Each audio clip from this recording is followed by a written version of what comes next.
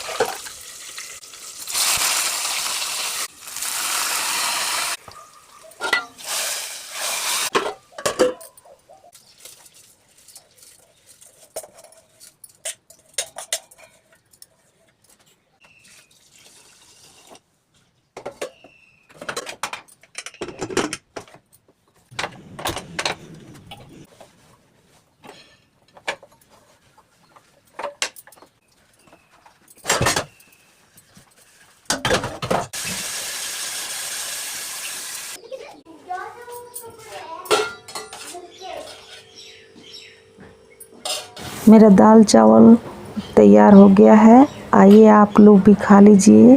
दाल चावल आलू के भुजिया बहुत अच्छा लगता है खाने में।